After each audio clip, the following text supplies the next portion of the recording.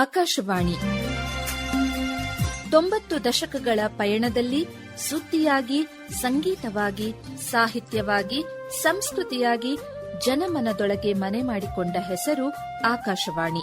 ಕಾಲದೊಂದಿಗೆ ಸಾಗುತ್ತಾ ಸಂಸ್ಕೃತಿಯ ತಾಳವನ್ನು ಉಳಿಸಿಕೊಂಡಿರುವ ಧ್ವನಿ ನಮ್ಮ ಆಕಾಶವಾಣಿ. ಈ ಸಂದರ್ಭದಲ್ಲಿ ಆಕಾಶವಾಣಿ ಪ್ರಸ್ತುತಪಡಿಸುತ್ತಿದೆ ಕಾರ್ಯಕ್ರಮ ಆಕಾಶ ಬುಟ್ಟಿ. ಇಂದಿನ ಆಕಾಶ ಬುಟ್ಟಿ ಸಂಚಿಕೆಯಲ್ಲಿ ನಮ್ಮ ಜೊತೆ ಖ್ಯಾತ ಸಂಗೀತ ಸಂಯೋಜಕರಾದ ತಿರುಮಲೆ ಶ್ರೀನಿವಾಸ್. ಕೇಳುಗರೆ ನಮಸ್ಕಾರ. ಆಕಾಶ ಬುಟ್ಟಿ ಕಾರ್ಯಕ್ರಮಕ್ಕೆ ಆತ್ಮೀಯ ಸ್ವಾಗತ. ಲಯದ ಮಿಡಿತ, ರಾಗದ ಸ್ಪರ್ಶ, ಹರಿದಾಸ ಪರಂಪರೆಯ ಉಸಿರು ಇವೆಲ್ಲವನ್ನೂ ಒಂದೇ ಸ್ವರದಲ್ಲಿ ಬಂಧಿಸಿ ಸಂಗೀತಕ್ಕೆ ಸೇವೆ ಸಲ್ಲಿಸ್ತಾ ಇರೋರು ತಿರುಮಲೆ ಶ್ರೀನಿವಾಸ್ ಅವರು. ಗಾಯಕರು, ಮೃದಂಗ ವಾದಕರು, ಸಂಗೀತ ಸಂಯೋಜಕರಾಗಿ ತಮ್ಮ ಕಲೆಯ ಮೂಲಕ ಸಂಸ್ಕೃತಿಯನ್ನು ಮುಂದಿನ ತಲೆಮಾರಿಗೆ ಕೊಂಡೊಯ್ಯುತ್ತಿರುವ ಈ ಅಪೂರ್ವ ಕಲಾವಿದರೊಂದಿಗೆ ಇಂದು ನಮ್ಮ ಸಂಗೀತ ಸಂವಾದ. ಶ್ರೀನಿವಾಸ್ ಅವರೇ, ಕಾರ್ಯಕ್ರಮಕ್ಕೆ ಸ್ವಾಗತ. ನಮಸ್ಕಾರ. ನಮಸ್ಕಾರ. ಆಕಾಶವಾಣಿಯೊಂದಿಗಿನ ನಿಮ್ಮ ಮೊದಲ ಸಂಪರ್ಕ ಹೇಗೆ ಆರಂಭ ಆಯಿತು? ಆ ಅನುಭವವನ್ನ ಶ್ರೋತೃಗಳ ಜೊತೆ ಹಂಚ್ಕೋತೀರಾ? ಖಂಡಿತವಾಗಿ. ಆಕಾಶವಾಣಿ ಅಂದ ತಕ್ಷಣನೇ ನಮಗೆ, ನನ್ನ ಮನಸ್ಸಿಗೆ ನೆನಪಾಗೋದು ಅಂದಿನ ದಿನಗಳಲ್ಲಿ ಪ್ರಸಾರವಾಗ್ತಿದ್ದಂತಹ ಹಕ್ಕಿಯ ಬಳಗ, ಬಾಲಜಗತ್. ಯಾಕೆ ಅಂದರೆ ನಮ್ಮ ತಾಯಿ ಆಕಾಶವಾಣಿಯಲ್ಲಿ 1953ನೇ ಇಸ್ವಿಯಲ್ಲಿ ಕೆಲಸಕ್ಕೆ ಸೇರಿದಂಥವ್ರು. ನನ್ನ ಮೊದಲ ಪ್ರವೇಶ ಅಂದ್ರೆ ನಾವು ಒಂದು 7-8 ವರ್ಷದ ಮಕ್ಕಳಾಗಿದ್ದಾಗ ಆಕಾಶವಾಣಿಗೆ, ಅಂದ್ರೆ ಸುಮಾರು 1965ನೇ ಇಸ್ವಿಯಿಂದ ಆಕಾಶವಾಣಿಯ ಪರಿಸರ ಏನಿದೆ ಇದೆಲ್ಲವನ್ನ ನಾನು ನೋಡಿದಂತಹವನು. ತದನಂತರದಲ್ಲಿ ನಾನು ಕಲಾ ಜೀವನದಲ್ಲಿ ಅಂದ್ರೆ ಮೃದಂಗ ಕಲಿಯೋಕೆ ಶುರು ಮಾಡಿದೆ. ಆಗ ನನ್ನ ಮೃದಂಗ ಗುರುಗಳಾಗಿದ್ದವರು ಆಕಾಶವಾಣಿಯ ನಿಲಯ ಕಲಾವಿದರಾಗಿದ್ದಂತಹ ವಿದ್ವಾನ್ ಟಿ ಕೆ ವಯ್ಯಾಪುರಿ ದೇವರವರು. ಅವರೆಲ್ಲ ಬಂದು ನನ್ನ ಮನೆಗೆ ಬಂದು ನನಗೆ ಪಾಠ ಹೇಳೋರು. ನಾನು ನಮ್ಮ ತಾಯಿ ಜೊತೆ ಆಕಾಶವಾಣಿಗೆ ಬರ್ತಿದ್ದಾಗ ಅಂದಿನ ನಮ್ಮ ನಾಡಿನ ಅಪ್ರತಿಮ ಹಿರಿಯ ಕಲಾವಿದರಾಗಿದ್ದಂತಹ ದೊರಸಾಮಯ್ಯಂಗಾರವರು, ಮತ್ತು MS ರಾಮಯ್ಯ, RK ಶ್ರೀಕಂಠನ್ ಸಾರು, ಹೀಗೆ ಎಲ್ಲ ಹಿರಿಯ ಕಲಾವಿದರಿಂದ ಚಿಕ್ಕ ವಯಸ್ಸಲ್ಲಿ ನಾವು ನೋಡಿದಂಥ ಒಂದು ಅನುಭವ, ಅವರ ಒಡನಾಟ ನನಗೆ ಇತ್ತು. ನಂತರದಲ್ಲಿ ನಾನು 1982ನೇ ಇಸ್ವಿಯೊಳಗೆ ಸಂಗೀತದಲ್ಲಿ ಸ್ನಾತಕೋತ್ತರ ಪದವಿನ ಮುಗಿಸಿದೆ.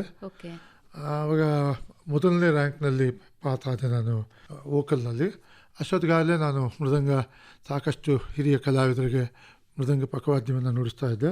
ಸಂಗೀತ ನಿರ್ದೇಶನ, ಸಂಗೀತ ಸಂಯೋಜನೆ ನನ್ನ ಐಚ್ಛಿಕ ವಿಷಯ ಕೂಡ ಆಯಿತು. ಆಕಾಶವಾಣಿಯಲ್ಲಿ ನಾನು 1984ರಿಂದ ಅಪ್ರೂವ್ಡ್ ಕಂಪೋಸರ್ ಅಂತ, 84ನೇ ಇಸ್ವಿಲಿ ಸಂಗೀತ ಸಂಯೋಜನೆ ಮಾಡಲಿಕ್ಕೆ ಆಕಾಶವಾಣಿಯಲ್ಲಿ ಮೊದಲಾದೆ. ಅಂದಿನ ದಿನಗಳಲ್ಲಿ ಪ್ರಸಾರವಾಗ್ತಿದ್ದಂತಹ ನವಸುಮ, ಗೀತಾರಾಧನಾ ಮತ್ತು ಆಹ್ವಾನಿತ ಶ್ರೋತೃಗಳ ಮುಂದೆ ವಿಶೇಷವಾಗಿ ಕಾರ್ಯಕ್ರಮಗಳು ನಡೆಯೋದು. ಅಂದರೆ ಉಗಾದಿ ಇರ್ಬೋದು, ಅಥವಾ ಸ್ವಾತಂತ್ರ್ಯ ದಿನಾಚರಣೆ, ಮತ್ತು ಹಲವಾರು ಸಾಂದರ್ಭಿಕ ಆಹ್ವಾನಿತ ಶ್ರೋತೃಗಳ ಮುಂದೆ ವಿಶೇಷ ಕಾರ್ಯಕ್ರಮಗಳು ನಡೀತಾ ಇತ್ತು. ಅದರಲ್ಲೆಲ್ಲ ನಾನು ಸಂಗೀತ ನಿರ್ದೇಶನ ನೀಡಿ ಇಲ್ಲಿನ ತುಂಬ ಹಿರಿಯ ಕಲಾವಿದರಾಗಿದ್ದಂತಹ ವೈಲಿನ್ ಶೇಷಗಿರಿ ರಾವು, ಲಾಲ್ಗುಡಿ ರಾಜಲಕ್ಷ್ಮಿಯವರು, ರವೀಂದ್ರ ಯಾವಗಲ್ ಸಾರು ಹೆಸರು ಹೇಳಬೇಕು ಅಂದರೆ ನನಗೆ ತುಂಬ ಒಂಥರ ಮನಸ್ಸಿಗೆ ಸಂತೋಷ ಮತ್ತು ಎಮೋಷನಲ್ ಅಂತ ಹೇಳ್ಬೋದು. ಅಂದರೆ ಅಷ್ಟು ಒಡನಾಟದಿಂದ ನಾವು ತುಂಬ ಆತ್ಮೀಯವಾಗಿ, ಎಷ್ಟು ಜನ ಗಾಯಕರು, ಇಲ್ಲಿದ್ದಂಥ ಸ್ಟಾಫ್ ಆರ್ಟಿಸ್ಟ್ಗಳು, ಅವ್ರ ಜೊತೆಗೆ ಮತ್ತು ಹೊರಗಿನ ಕಲಾವಿದರೊಂದಿಗೆ ನೂರಾರು ಹಾಡುಗಳು. ಮತ್ತು ಆಗ ಒಂದು ನಮ್ಮ ಅನಲಾಗ್ ಸಿಸ್ಟಮಿಂದ ಡಿಜಿಟೈಸ್ ಆಯಿತು. ಆ ಡಿಜಿಟೈಸ್ ಆದಾಗ ಅಮೃತ ಸಿಂಚನ ಅಂತ ಒಂದು ಬರೀ ವಚನಗಳದು, ಸುಮಾರು ನನ್ನ ನಿರ್ದೇಶನದಲ್ಲಿ ಒಂದು 40 ವಚನಗಳು ಅಪರೂಪದ ಹರಿದಾಸರ ದೇವ್ರ ನಾಮಗಳಾಯಿತು. ಅದು ಸುಮಾರು ಒಂದು 30ರಿಂದ 40 ಅಪರೂಪದ ದೇವ್ರನ್ನ ಡಿಜಿಟೈಸ್ ರೆಕಾರ್ಡಿಂಗ್ ಹತ್ರ. ಆಮೇಲೆ ಗೀತಾರಾಧನದಲ್ಲಿ ಪ್ರಸಾರವಾಗದೇ ಇರುವಂತಹ ಯಾವ ಹಾಡು ಅಂತ ಕೇಳಿದ್ರೆ ನಾನು ಹೆಂಗೆ ಹೇಳೋದು ಅಂತಲೇ ಹೇಳ್ಬೋದು. ಬಹುಶಃ ನೀವೇನಾದ್ರು ಪ್ರಶ್ನೆ ಕೇಳಿದ್ರೆ ಅದಕ್ಕೆ ಉತ್ತರ ಹೇಳೋದು ಕಷ್ಟ ಆಗುತ್ತೆ. ಆದರೆ ಅದರಲ್ಲಿ ಕೆಲವು, ಏನು ಪುಣ್ಯವ ಮಾಡಿ ನಾನಿಂದು ನಿನ್ನ ಕಂಡೆ, ಅದೊಂದು ತುಳಸಿ ಮಧ್ಯದಿ ಇರುವ ಕೃಷ್ಣನ ಬಳಸಿ ನೋಡುವ ಬನ್ನಿರೆ, ಅದೊಂದು ವಿಜಯದಾಸರದು ಶಿವನ ಮೇಲೆ, ಶಿವನ ನೋಡಿರೋ ಇಂದು ಸ್ತವನ ಮಾಡಿರೋ ತವಕದಿಂದ ತಿಳಿದು ಅವಗುಣಗಳ ತೊರೆದು ನಿತ್ಯ, ಹೀಗೆ. ಆಮೇಲೆ ಪೇಟ್ರಿಯಾಟಿಕ್ ಸಾಂಗ್ಸು, ತಾಯೇ ಮಂಗಳದಾಯೇ ಪ್ರೇಮ ಮೂರುತಿಯೇ ನಿನಗೆ ವಂದವೀವ ಜನನೀ ಭಾರತಿಗೆ. ಈಗ ಎಷ್ಟೋ ಹಾಡುಗಳು ಆಕಾಶವಾಣಿಗೆ ನನ್ನ ಹತ್ರ ಇನ್ನೂ ಆಕಾಶವಾಣಿಗೆ ಆವಾಗ ಕಂಪೋಸ್ ಮಾಡಿ ಬರಿಬೇಕು ಅಂದಾಗ ಬರೆದಿದ್ದು BGM ಮಾಡಿರೋ ಬುಕ್ಗಳನ್ನ ನಾನು ಇಟ್ಕೊಂಡಿದ್ದೀನಿ. ಯಾಕೆಂದರೆ ನನಗೆ it is A beautiful memory. ಆಮೇಲೆ ಹಿರಿಯ ಕಲಾವಿದರು ಅವರೆಲ್ಲ ಬಂದು ನಾವು ಒಟ್ಟಿಗೆ ಒಂದು ರೆಕಾರ್ಡಿಂಗ್ ಶೆಡ್ಯೂಲ್ ಆದರೆ 2 ದಿವಸ ಮುಂಚೆ ಬಂದು ಆ ಹಾಡನ್ನು ಇಲ್ಲಿ ಹೇಳ್ಕೊಟ್ಟು ಅವರು ಅದನ್ನು ನನಗೆ, ಅಂದರೆ ಈಗಿನ ಥರ ಮೊಬೈಲಲ್ಲಿ ಕಳಿಸ್ಬಿಡಿ ಅವೆಲ್ಲ ಇರಲಿಲ್ವಲ್ಲ. ನಾವೇ ಖುದ್ದಾಗಿ ಬರ್ತಾ ಇದ್ವಿ, ಕೂತ್ಕೋತಿದ್ವಿ, ಪ್ರಾಕ್ಟೀಸ್ ಮಾಡ್ತಿದ್ವಿ. ಇವೆಲ್ಲ ತುಂಬ ಒಂದು ಅವಿನಾಭಾವ ಮನೋಭಾವ ನಮಗೆ. ಇಲ್ಲಿ ಇದು ಕೆಲಸ ಮಾಡ್ತಿದ್ದಂಥ ಹಿರಿಯ ಅಧಿಕಾರಿಗಳಿರ್ಬೋದು. ಹಾಗಾಗಿ ಸುಮಾರು ಒಂದು 2 ಜನರೇಷನ್ ಅಷ್ಟು ಜನಗಳನ್ನ ನಾನು ಆಕಾಶವಾಣಿಯಲ್ಲಿ ನೋಡಿದ್ದೀನಿ ಅಂತ ಹೇಳಕ್ಕೆ ತುಂಬ ಸಂತೋಷ ಪಡ್ತೀನಿ. ಈ ಆಕಾಶ ಬುಟ್ಟಿ ಕಾರ್ಯಕ್ರಮ ನಾವು ಆಕಾಶವಾಣಿಗೆ 90 ವರ್ಷ ಪೂರೈಸಿದ ಸಂದರ್ಭದಲ್ಲಿ ಮಾಡ್ತಾ ಇರುವಂಥದ್ದು. ಸೊ ಅಂಥದ್ರಲ್ಲಿ ನೀವು 40 ವರ್ಷ ಮೇಲೆ 40 ವರ್ಷಕ್ಕಿಂತ ಮೇಲೆ ನೀವು ಅರ್ಧ ಭಾಗದಷ್ಟು ಆಕಾಶವಾಣಿಯಲ್ಲೇ ಕೆಲಸ ಮಾಡಿದ್ದೀರಾ. ಸೊ ನಿಮ್ಮ ಈ ಇಂಟ್ರೆಸ್ಟ್ ಮ್ಯೂಸಿಕ್ ಕಂಪೋಸಿಂಗ್ ಇರ್ಬೋದು ಅಥವಾ ಮೃದಂಗ ವಾದಕರಾಗಿ ಸೇವೆ ಸಲ್ಲಿಸಿರೋದಿರ್ಬೋದು, ಸೊ ಇದೆಲ್ಲ ನೀವು ಆಕಾಶವಾಣಿಗೆ ಬಂದ ಮೇಲೆ ನಿಮ್ಗೆ ಕಲಿಬೇಕು ಅಂತ ಅನ್ಸಿರೋದಾ ಅಥವಾ ನಿಮ್ಮ ವೈಯಕ್ತಿಕ ಇಚ್ಛೆನ? ನನ್ನ ಕುಟುಂಬದ ಒಂದು ಬ್ಯಾಕ್ಗ್ರೌಂಡ್ ಏನಂತೀವಿ ಅಂದರೆ, ನಮ್ಮ ಅಜ್ಜಿ ತಿರುಮಲೆ ರಾಜಮ್ಮನವರು ವೀಣೆ ಶೇಷಣ್ಣವರ ನೇರ ಶಿಷ್ಯೆಯಾಗಿದ್ದರು. ಮತ್ತು ನಮ್ಮ ತಾಯಿ ಟಿ ವೈದೇಹಿ, ಮೈಸೂರು ವಿ ರಾಮರತ್ನಂ ಹಾಗೂ ಎ ಸುಬ್ರಾಯರ ಶಿಷ್ಯರಾಗಿದ್ದರು. ಹಾಗೆ ಸಂಗೀತದಲ್ಲಿ ನಮಗೆ ವಂಶ ಪಾರಂಪರ್ಯವಾಗಿ ಸಂಗೀತ ನನಗೆ ಅಂಟ್ಕೊಂಡಿತ್ತು. ಆದರೆ ನನ್ನ ಒಲವು ಚಿಕ್ಕ ವಯಸ್ಸಿನಿಂದ ಲಯವಾದ್ಯದ ಕಡೆ ಹೆಚ್ಚಿದ್ದಿದ್ದರಿಂದ ನಾನು ಮೃದಂಗ ಕಲಿಬೇಕು ಅಂತ ಅಂದ್ಕೋತಿದ್ದೆ. ನಮ್ಮ ತಾಯಿಗದು ಅನಿಸಿ ಆವಾಗ ವೈಯಾಪುರಿ ದೇವರವರು ಬಂದು ಮನೇಲಿ ಪಾಠ ಮಾಡ್ತಾಯಿದ್ರು. ನಾನು ಮೃದಂಗ ಕಲಿಯೋಕ್ಕೆ ಶುರು ಮಾಡಿದಾಗ 1965ನೇ ಇಸ್ವಿ. 71ನೇ ಇಸ್ವಿಲಿ ನಾನು ಮೊಟ್ಟ ಮೊದಲ ಸಂಗೀತ ಕಚೇರಿಗೆ ಮೃದಂಗವನ್ನು ನುಡಿಸಿದ್ದು. ನಮ್ಮ ನಾಡಿನ ಹಿರಿಯ ಕಲಾವಿದರಾದಂಥ ಎಸ್ ಶಂಕರ್ ಅವರು ನಮ್ಮ ಮನೆಗೆ ಬರೋರು. ಅವರು ಆವಾಗ ನಮ್ಮ ತಾಯಿ ಬಾಲಜಗತ್ ಮಾಡುವಾಗ ಬಾಲಜಗತ್ನಲ್ಲಿ ಹಾಡಕ್ಕೆ ಎಸ್ ಶಂಕರ್ ಬರೋರಂತೆ. ಹಾಗಾಗಿ ಆ ಪರಿಚಯ ಹಾಗೆ ಇತ್ತು. ಸೊ ಅವ್ರ ಜೊತೆ ಮೃದಂಗ ನುಡಿಸ್ತಾ ಇದ್ದೆ. ನನ್ನ ಮೊಟ್ಟ ಮೊದಲ ಕಚೇರಿ, ಮೃದಂಗದ ಕಚೇರಿ ಎಸ್ ಶಂಕರ್ ಜೊತೆ ಆಯಿತು. ಆಮೇಲೆ ನಾನು ಸಂಗೀತದಲ್ಲೇ ಗ್ರಾಜುಯೇಷನ್ ಡಿಗ್ರಿ ಮಾಡಬೇಕು ಅಂತ ಅಂದ್ಕೊಂಡಾಗ ಬೆಂಗಳೂರು ವಿಶ್ವವಿದ್ಯಾಲಯದ ನೃತ್ಯ ನಾಟಕ ಸಂಗೀತ ವಿಭಾಗ ಅಂತ, ಈಗ ಡಿಪಾರ್ಟ್ಮೆಂಟ್ ಆಫ್ ಪರ್ಫಾರ್ಮಿಂಗ್ ಆರ್ಟ್ಸ್ ಅಂತ ಹೇಳ್ತಾರೆ, ಅದು ಅಲ್ಲಿ ನಾನು BA ಓದಿ MA ಓದಿ. MA ಓದ್ತಿದ್ದಾಗ 82ನೇ ಇಸ್ವಿ ಅಲ್ಲಿ ಮೊದಲನೇ ರ್ಯಾಂಕ್ ಪಾಸ್ ಆಯಿತು. ಆವಾಗ ಇಲ್ಲಿ ಗೀತಾರಾಮಾನಂದವರು ಕೆಲಸ ಮಾಡ್ತಾಯಿದ್ರು. ಅವ್ರದ್ದು ನಂದು ಇದೇ ಥರ ಒಂದು ಸಂದರ್ಶನ ಮಾಡಿದ್ದು, ಅದರ ಧ್ವನಿ ಮುದ್ರಣ ಕೂಡ ನನ್ನ ಹತ್ರ ಇಟ್ಕೊಂಡಿದ್ದೀನಿ. ಯಾಕೆಂದರೆ it's yes very memorable memory for me. ಆಮೇಲೆ ನಾನು 84ನೇ ಇಸ್ವಿಲಿ ನಾನು ಆಡಿಷನ್ ಹಾಕ್ಕೊಂಡೆ ಕಂಪೋಸರ್ಸ್ಗೆ, ಭಾವಗೀತೆ, ಆಮೇಲೆ ದೇವರ ನಾಮಗಳು, ಮತ್ತು ಶಾಸ್ತ್ರೀಯ ಸಂಗೀತ ವೋಕಲ್, ಮತ್ತು ಮೃದಂಗ, 4 ಶ್ರೇಣಿಗಳಲ್ಲಿ ಅಪ್ರೂವ್ಡ್ ಆರ್ಟಿಸ್ಟ್ ಅಂತ ಹೇಳ್ಕೊಳ್ಳೋಕ್ಕೆ ತುಂಬ ಸಂತೋಷ ಆಗುತ್ತೆ. ಹಾಗಾಗಿ ನನ್ನ ಗಾಯನ ಕಾರ್ಯಕ್ರಮದಲ್ಲಿ ಹಿರಿಯರೆಲ್ಲ ಪಕ್ಕವಾದ್ಯ ನುಡಿಸಿದ್ರು. ನಾನು ಕೆಲವು ಕಚೇರಿಗಳಿಗೆ ಮೃದಂಗ ನುಡಿಸಿದ್ದೆ. ಸಂಗೀತ ಇದ್ದಿದ್ದರಿಂದಾಗಿ ನನಗೆ ಆಕಾಶವಾಣಿಯಲ್ಲಿ ಒಂದು ಗೌರವ ಸಿಕ್ತು. ಮತ್ತು ನನ್ನ ವೃತ್ತಿ ಜೀವನದಲ್ಲಿ ಕೂಡ ಆಕಾಶವಾಣಿ ಒಂದು ಹೆಜ್ಜೆ ಮುಂದಕ್ಕೆ ಹೋಗೋಕ್ಕೆ ಸಹಾಯಕಾರಿ. ಇನಿಷಿಯಲಿ ನಿಮ್ಮಲ್ಲಿದ್ದ ಮ್ಯೂಸಿಕ್ ಇಂಟ್ರೆಸ್ಟ್ಗೆ ಆಕಾಶವಾಣಿ ಒಂದು ಪೂರಕ ಪರಿಸರವನ್ನ ಕಲ್ಪಿಸ್ಕೊಡ್ತು ಅಂತ.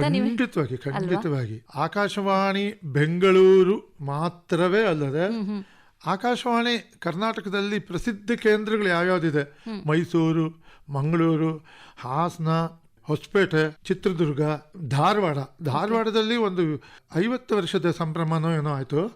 ಆ ಟೈಮ್ನಲ್ಲಿ ಸುಮಾರು ಒಂದು 15 ಜನ 20 ಜನ ಗಾಯಕರನ್ನ ಸೇರಿಸಿ, ಆವಾಗ ನಾನು, ನರಸಿಂಹ ನಾಯಕ್ ಅವರು, ಮೈಸೂರು ಮೋಹನ್, HK ನಾರಾಯಣ್ ಸಾರು, ನಾವೆಲ್ಲ ಒಂದು ಸ್ವಾತಂತ್ರ್ಯೋತ್ಸವದ ಹಾಡುಗಳನ್ನೆಲ್ಲ ಕಂಪೋಸ್ ಮಾಡಿ ಅಲ್ಲೂ ಆಹ್ವಾನಿತ ಶ್ರೋತೃಗಳ ಕಾರ್ಯಕ್ರಮ 3 ದಿವಸ ಅಲ್ಲೇ ಇದ್ದು ಒಂದು ದೊಡ್ಡ ಕಾರ್ಯಕ್ರಮ ಅದು ನಡೆಸಿದ್ವಿ.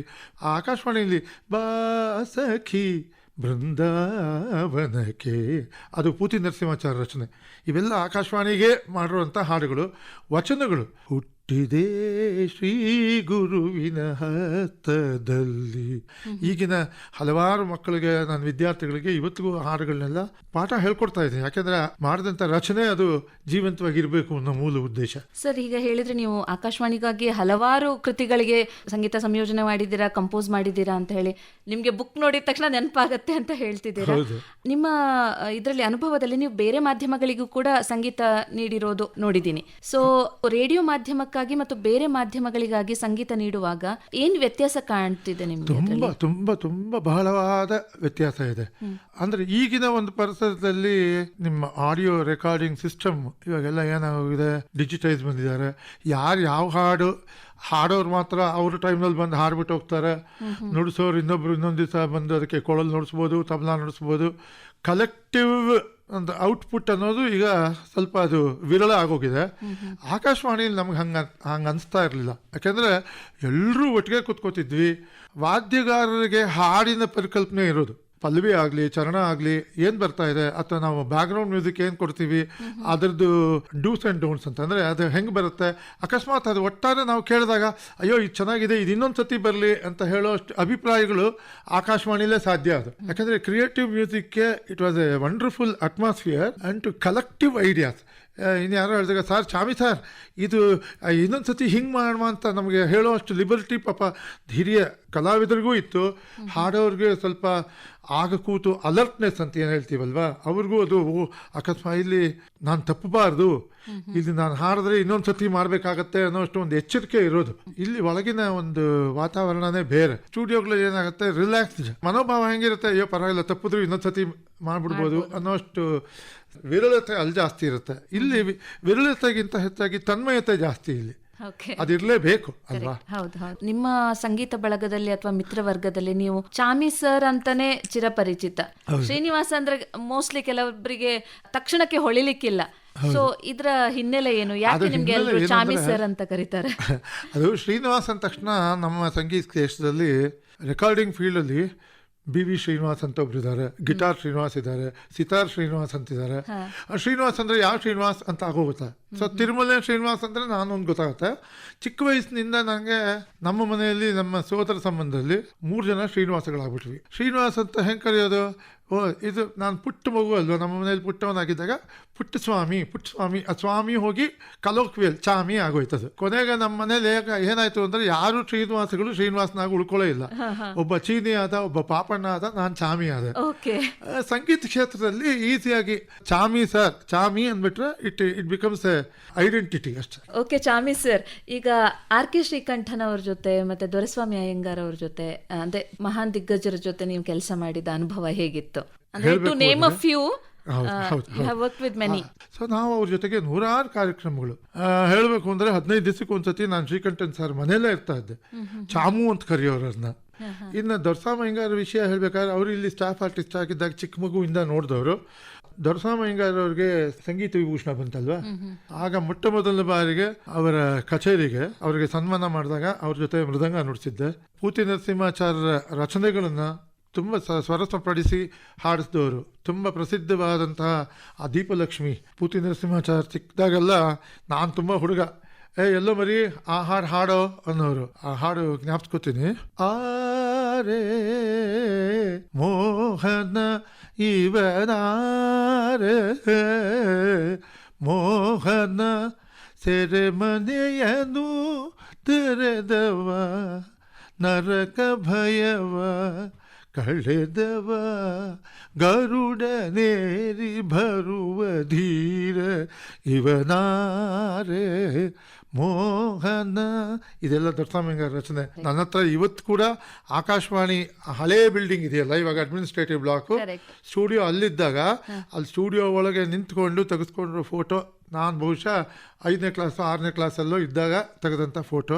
ಅವೆಲ್ಲ ಮೆಮೊರೀಸ್ ಅಷ್ಟೇ, ಅವಿಸ್ಮರಣೀಯವಾದಂಥದ್ದು. ಆಕಾಶವಾಣಿಲಿ ಸ್ಪೂಲಲ್ಲಿ ರೆಕಾರ್ಡ್ ಮಾಡ್ತಾಯಿದ್ರು. ಆವಾಗೆಲ್ಲ RCA ಮತ್ತು BLದು ಮೆಷಿನ್ಗಳಿರೋದು, ಅದರಲ್ಲಿ ಸ್ಪೂಲ್ ರೆಕಾರ್ಡ್ ಮಾಡಿ. ಮತ್ತು ನಮ್ಮ ತಾಯಿ ಆಕಾಶವಾಣಿಯಲ್ಲಿ ವಿವಿಧ ಭಾರತಿಯಲ್ಲಿ ಕೆಲಸ ಮಾಡುವಾಗ ಲಿಟ್ರಲಿ ಪೋಸ್ಟ್ ಆಫೀಸ್ ಥರ ಇರೋದು ನಮ್ಮನೆ.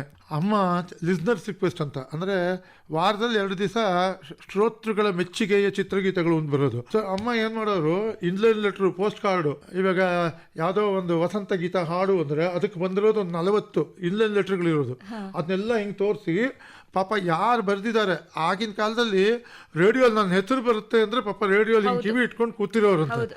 ಸೊ ಅದರಲ್ಲೆಲ್ಲ ಸೇರಿಸಿ ನಮ್ಮನೆ ಪೋಸ್ಟ್ ಅದನ್ನೆಲ್ಲ ಸ್ಕ್ರೂಟನೈಸ್ ಮಾಡ್ತಾ ಇದ್ವಿ. ಅಂದರೆ ಅದರದ್ದು ಕಲ್ಪನೆ ಪಾಪ ಈಗಿನ ಮಕ್ಕಳಿಗೆ ಯಾರಿಗೂ ಇರೋದೇ ಇಲ್ಲ ಅಂತ ಅನ್ಸುತ್ತೆ.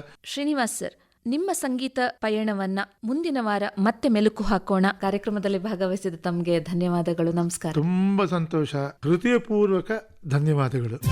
ಆಕಾಶ ಬುಟ್ಟಿ ಕಾರ್ಯಕ್ರಮದ ಈ ಸಂಚಿಕೆಯ ಅತಿಥಿ ಖ್ಯಾತ ಸಂಗೀತ ಸಂಯೋಜಕರಾದ ತಿರುಮಲೆ ಶ್ರೀನಿವಾಸ್. ಇವರೊಂದಿಗೆ ಆಶಾ. ಈ ಕಾರ್ಯಕ್ರಮ ಆಕಾಶವಾಣಿ ಬೆಂಗಳೂರು ಕೇಂದ್ರದ ಕೊಡುಗೆ.